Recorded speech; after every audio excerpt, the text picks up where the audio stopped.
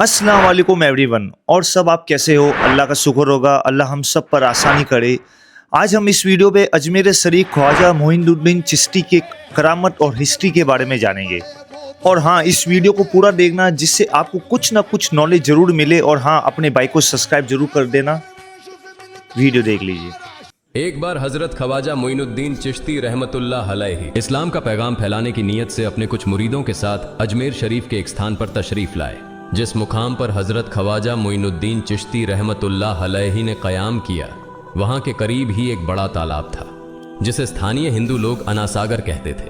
उस दौर में इस तालाब की वसात और पवित्रता के कारण हिंदू समाज में इसका बहुत एहतराम किया जाता था। उनका यह अकीदा था कि जो शख्स दिन भर गुनाह करने के बाद इस तालाब में गौस्ल करता है, उसके तमाम गुनाह धुल जाते हैं। इसी वजह से वे इस तालाब को हमेशा दियों से सजाए रखते थे।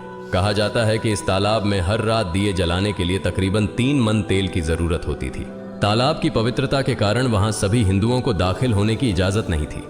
सिर्फ आला तबके के ब्राह्मण ही वहां गौस्ल कर सकते थे और तालाब के पानी को छू सकते थे। उनका यह मानना था कि अगर ब्राह्मणों के अलावा कोई और तालाब के पानी को छू ले तो पानी नापाक हो जाएगा। हजरत ख्वाजा मोइनुद्दीन चिश्ती रहमतुल्लाह अलैहि और उनके मुरीद लंबे सफर से थके हुए थे। कुछ देर आराम फरमाने के बाद जब नमाज का वक्त हुआ तो ख्वाजा मोइनुद्दीन चिश्ती रहमतुल्लाह अलैहि ने हजरत बख्तियार काकी रहमतुल्लाह अलैहि को अजान देने का हुक्म दिया। हुक्म पाकर हजरत बख्तियार काकी रहमतुल्लाह अलैहि ने अजान देना शुरू किया। उस वक्त हिंदुस्तान में तौहीद का पैगाम और अजान के अल्फाज किसी ने नहीं सुने थे। जब लोगों ने पहली बार अजान के अल्फाज सुने तो उनके दरमियान हलचल मच गई। लोग अपने घरों से बाहर आकर एक दूसरे से कहने लगे, ये फकीर लोग कहां से आ गए और ये क्या पढ़ रहे हैं? अजान खत्म होने के बाद हजरत ख्वाजा मोइनुद्दीन चिश्ती रहमतुल्लाह अलैहि और उनके साथियों ने अनासागर तालाब पर जाकर वुजू करना शुरू किया। जब हिंदू पुजारियों ने देखा कि एक अजनबी दरवेश उनके मखसूस तालाब का इस्तेमाल कर रहा है तो उनके दिल में गुस्से की आग भड़क उठी। एक पुजारी बोला, यह दरवेश कहां से आ गया? बिना हमारी इजाजत के इसने हमारे पाक तालाब को हाथ लगा दिया। हम इस तालाब को कितना मुकद्दस मानते हैं और इन मुसाफिरों ने इसे नापाक कर दिया है। इसका कोई हल निकालना ही होगा। इसके बाद हजरत ख्वाजा मोइनुद्दीन चिश्ती रहमतुल्लाह अलैहि ने तमाम साथियों के साथ मिलकर जमात के साथ नमाज अदा की। लोग ये मंजर देखने लगे और कहने लगे, ये तो कोई अजीब फकीर है। हमारे मंदिरों में सब देवी देवता मौजूद हैं और ये उनकी इबादत न करके किसी नए खुदा की इबादत कर रहा है। अगर मंदिर के बाहर भी कोई खुदा है तो उसे भी मंदिर में रखा जाना चाहिए ताकि लोग उसकी भी पूजा कर सकें। शाम ढलने लगी। शाम होते ही राजा पृथ्वीराज के ऊंटों के चरवाहे अपने ऊंट लेकर उस जगह पहुंचे।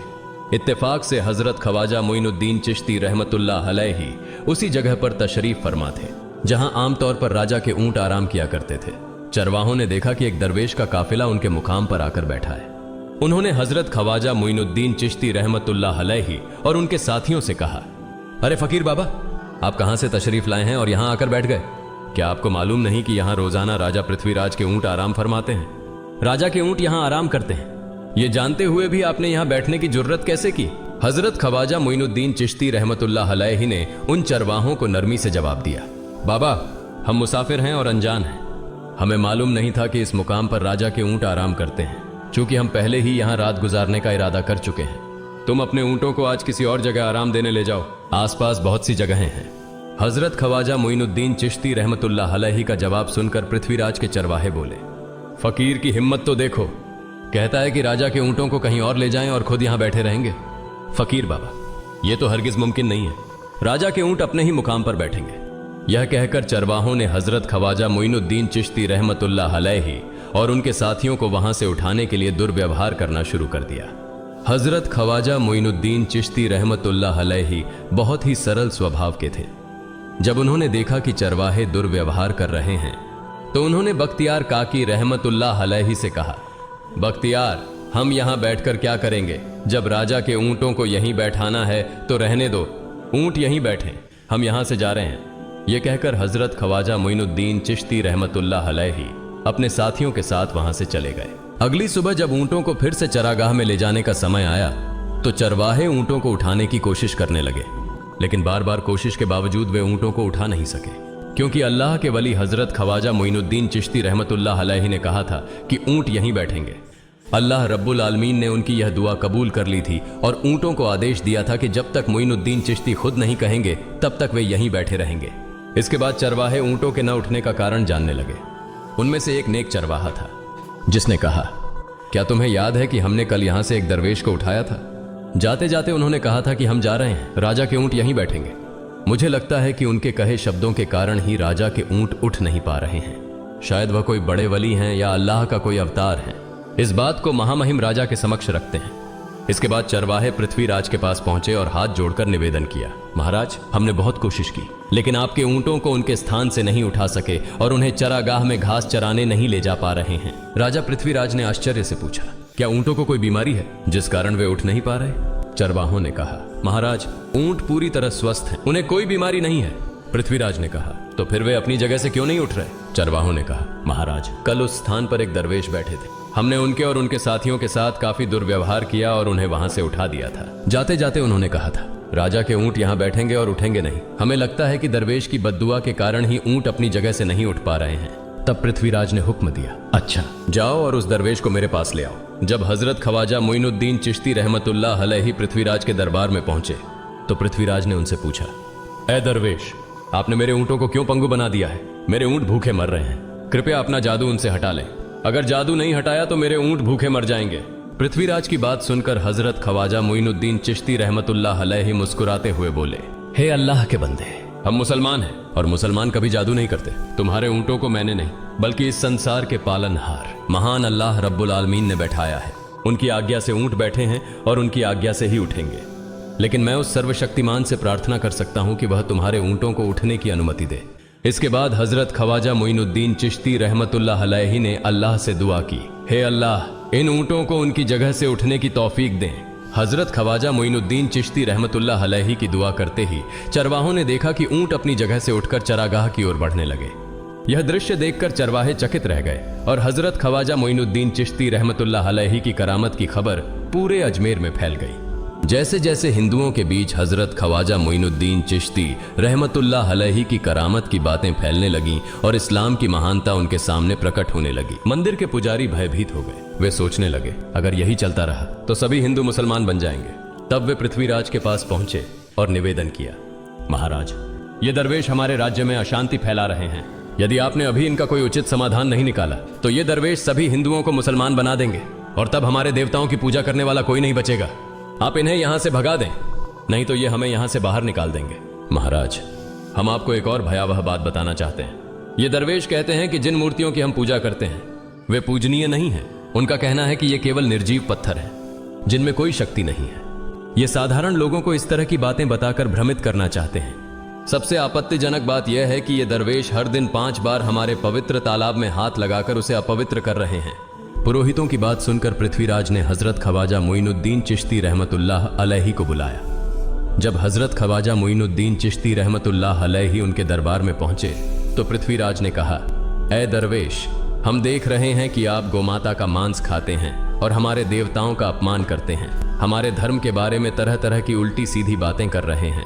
हम यह सहन नहीं कर सकते। हम यह भी देख रहे हैं कि आप हमारे पवित्र तालाब को अपने अपवित्र हाथों से खराब कर रहे हैं। आप तुरंत हमारे देश से चले जाएं।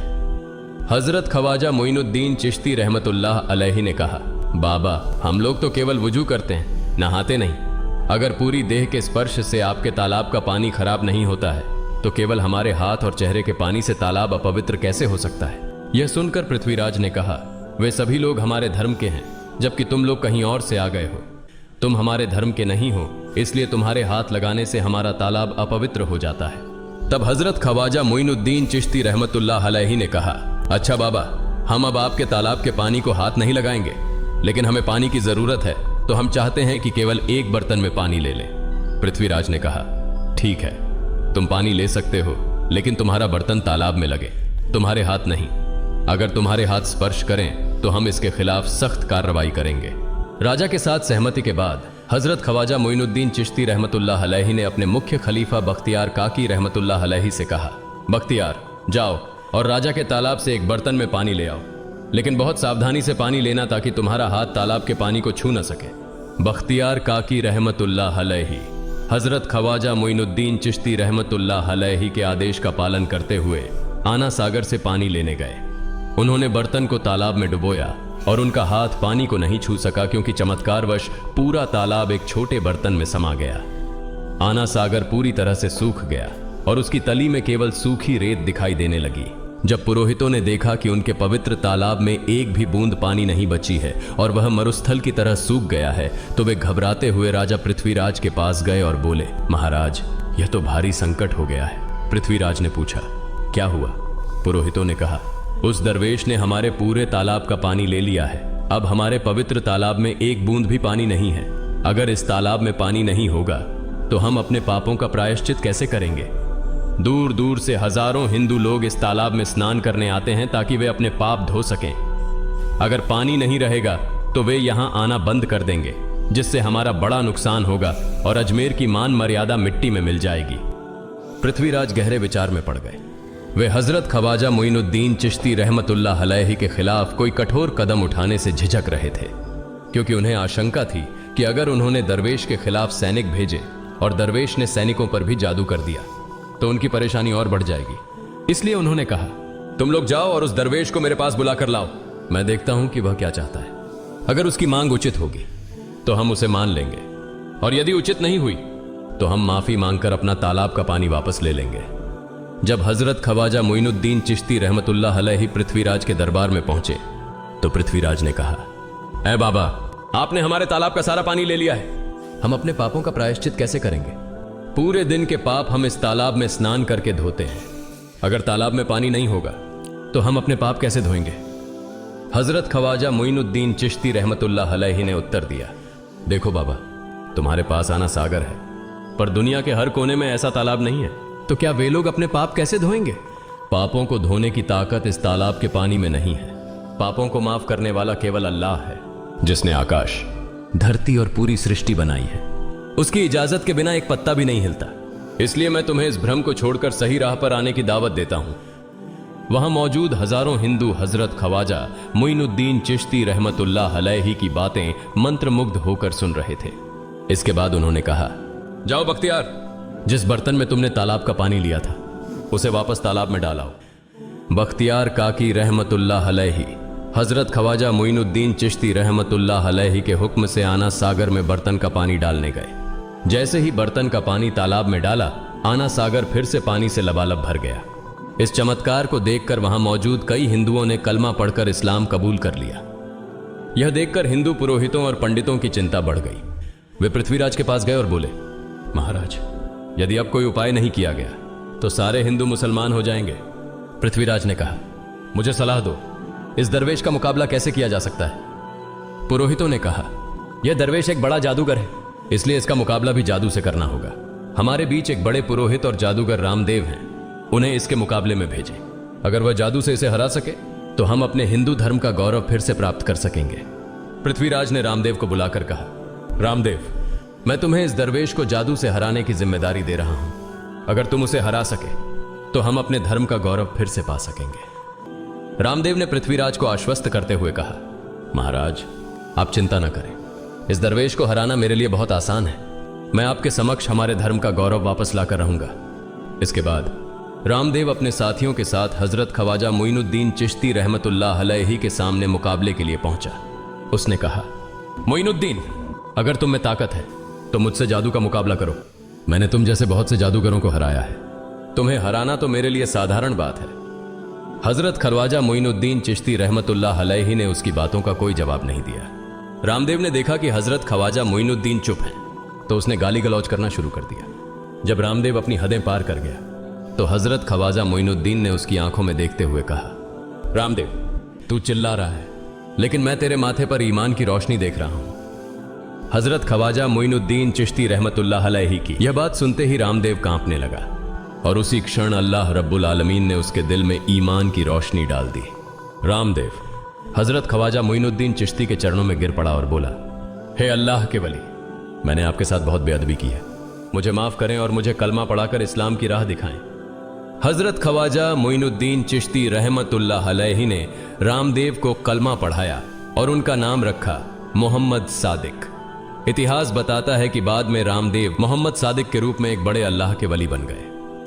प्रिय पाठकों, सोचें, जो रामदेव हजरत ख्वाजा मोइनुद्दीन चिश्ती को पराजित करने आए थे, वही अब उनके हाथ में हाथ देकर इस्लाम की शांति की छांव में आ गए। यह अल्लाह रब्बुल आलमीन का चमत्कार और शक्ति है, जो जिसे चाहे हिदायत दे सकता है। आमीन।